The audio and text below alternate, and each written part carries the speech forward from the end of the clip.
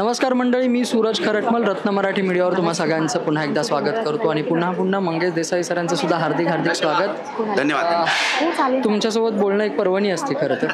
माझे मराठवाड्याची एक तिकडच्या सगळ्या गोष्टी आणि नाविन्याने तुम्ही सातत्याने काहीतरी वेगळं करत असता त्या कारणासाठी.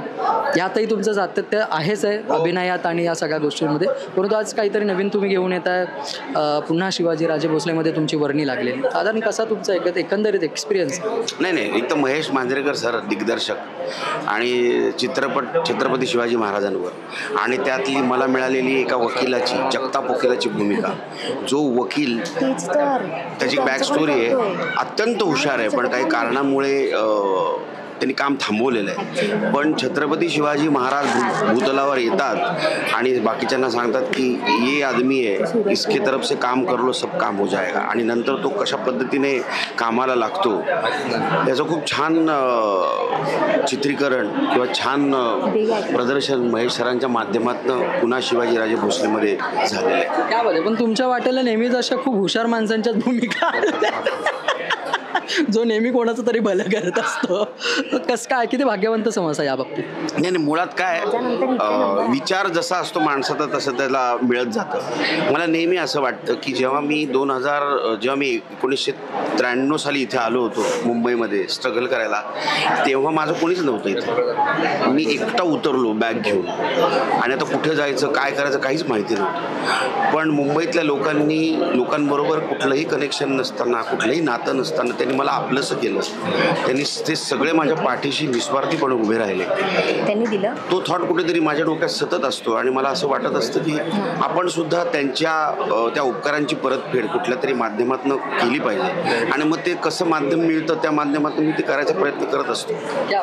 एकंदरीत आत्ता आपण ज्या विषयावरती बोलतोय किंवा छत्रपती शिवाजी महाराजांबद्दलची आत्ता एकंदरीत जर आपण ज्या पद्धतीने लोक व्यक्त होत आहेत, फार संमिश्र आहे सगळं एकंदरीत, पण भावना एकच आहे. भक्ती आहे, प्रेम आहे महाराजांच्या बाबतीत. आणि अशा काळामध्ये अशा पद्धतीचा सिनेमा येणं, मग तर कशा पद्धतीने लोकांवरती अंजन घालेल. आणि सरांचं लिखाण किंवा सरांचं मांडण्याची जी पद्धत आहे ती नेहमीच अशी थोडी ॲग्रेसिव्हच असलेली आहे. त्यामुळे त्या बाबतीत तुम्हाला कसं वाटतं, कशा पद्धतीने हा विषय लोकांच्या डोळ्यामध्ये अंजन घालेल? नाही, मुळात हे बघ, छत्रपती शिवाजी महाराज हे प्रत्येकाच्या मनामनात आहेत. म्हणजे त्यांच्याशिवाय महाराष्ट्र नाही, महाराष्ट्रच नाही तर देश नाही. म्हणजे आज UP, बिहार, तामिळनाडू इकडची लोक, पंतप्रधान असे म्हणतात की आमच्याकडे जे छत्रपती शिवाजी महाराज असं आम्ही अख्ख्या जगावर ब्रह्मांडात राज्य केलं. म्हणजे बघ ना, म्हणजे त्यांचं स्टेटमेंट आहे. म्हणजे छत्रपती शिवाजी महाराज हे प्रत्येकाच्या नसात आहेत. एक्सप्रेस होण्याची पद्धत प्रत्येकाची वेगवेगळी आहे. काही जण मोकळेपणाने एक्सप्रेस होतात, काही जण मी कसा काय एक्सप्रेस होणार म्हणून मोकळेपणाने एक्सप्रेस होत नाही. पण मला 100% असं वाटतं, जेव्हा हा चित्रपट एक जण बघेल तेव्हा तो 2 जणांना नक्की सांगा सिनेमा बघ, सॉलिड सिनेमा. ते 2 जण 20 जणांना सांगते सिनेमा बघ, सॉलिड सिनेमा आहे. आणि अशातनंच हा सिनेमा मोठा होणार आहे. आणि सिनेमा नुसता मोठा होणार नाही तर त्या प्रत्येक माणसाला शेतकऱ्यांविषयी अजून आपुलकी वाटेल. आणि प्रत्येक माणूस हा विचार करेल, नाही माझा शेतकरी हा माझा आहे आणि मी त्या शेतकऱ्याचा आहे. त्या भावनेतनं तो उभा राहील. 100%. मला आवर्जून तुम्हाला हे विचारायचं आहे की आता सिनेमा तुम्ही करताय पुन्हा छत्रपती शिवाजी राजे भोसले, तुमच्या स्वप्नात कधी महाराज आलेत का या सिनेमाच्या दरम्यान किंवा नंतर? आता कधी असं येतात, कधी बोलतात तुमच्याशी? नाही, स्वप्नात माझ्या कधी महाराज आले नाही आहेत. पण मला महाराजांचा विचार नेहमी असतो. म्हणजे मला एक गोष्ट, मला छत्रपती शिवाजी महाराजांची नेहमी कौतुकास्पद वाटते.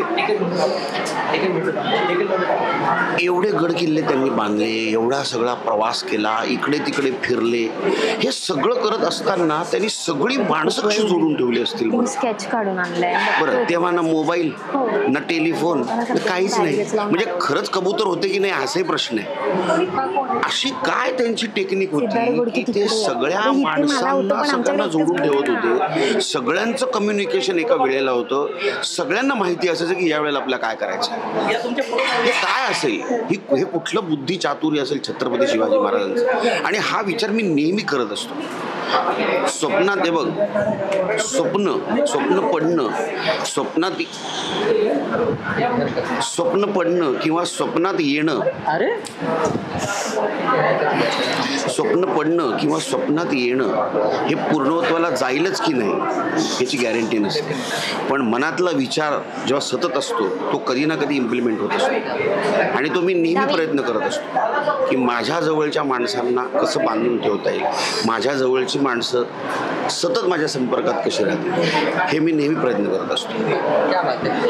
हा माझा थोडं महेश सरांविषयी बोला. काय वाटतं तुम्हाला, म्हणजे तुम्ही एका क्षेत्रात आहात, म्हणजे ते डेफिनेटली आत्तापर्यंत त्यांनी ज्या पद्धतीने एक्सप्लोअर केलेल्या सगळ्या गोष्टी आणि आपल्या सगळ्यांनाच ते एक आदर्श आहेत आणि त्या पद्धतीने ते एक्सप्रेस होतात त्यांच्या सिनेमामार्फत बोलताना सुद्धा फार शिकण्याची गोष्ट आहे. आणि जेव्हा तुम्ही त्यांच्यासोबत वेळ घालवता, इतक्या जवळून तुम्ही त्यांच्यासोबत वेळ घालवता, कशा पद्धतीने तुम्ही एकमेकांसोबत शेअरिंग केअरिंग करता?